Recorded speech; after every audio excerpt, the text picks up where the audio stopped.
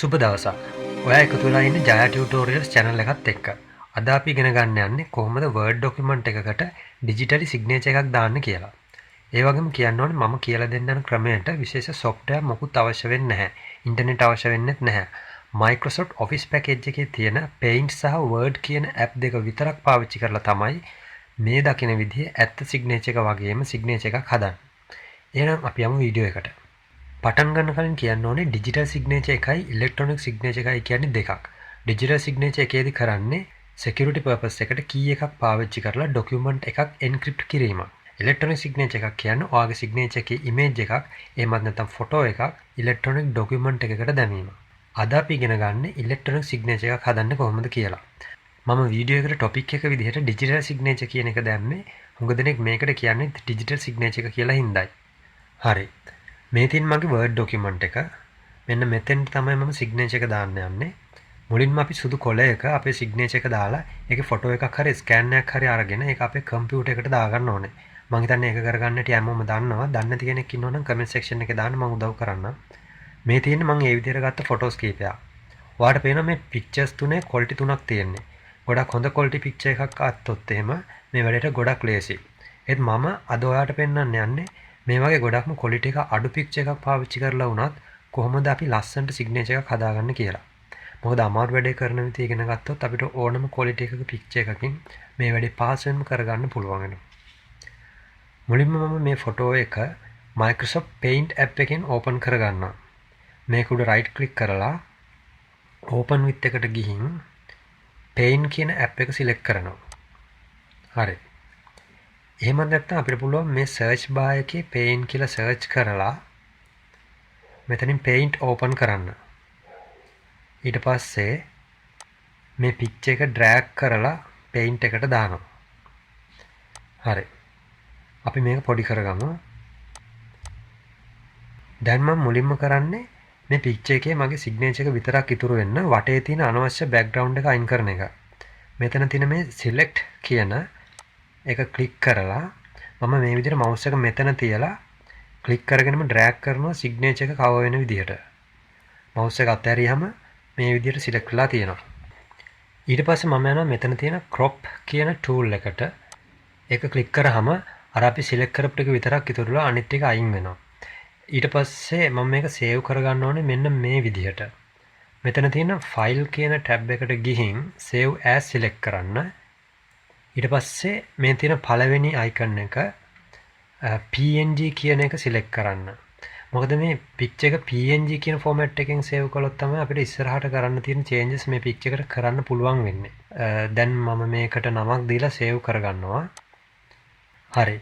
මේ තියෙන අපි දැන් මේ විදිහට save කරගත්ත picture එක. දැන් මම Word document එකට ගිහින් signature එක දාන්න ඕන තැන click කරලා මේ හදාගත්ත photo එක එතෙන්ට drag කරලා දානවා.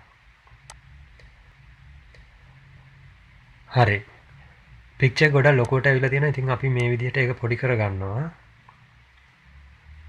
හරි. ඉතින් ඔයාලට පේනවා මෙන්න මේ වගේ basic picture එකකින් තමයි අපි පටන් ගන්නෙ. මේ වගේ එකක් තමයි අපි natural signature එකක් විදිහට හදන්නේ. අපි මේක ටිකක් විතර ලොකු කරගමු.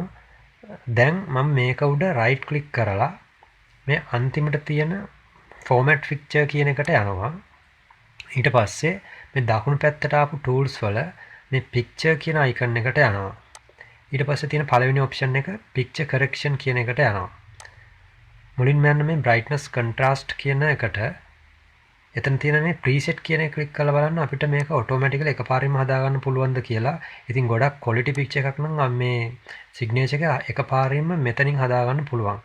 හැබැයි අපි ගත්ත picture එකේ quality එක ගොඩක් අඩු හින්දා අපිට මේක manually හදන්න වෙනවා.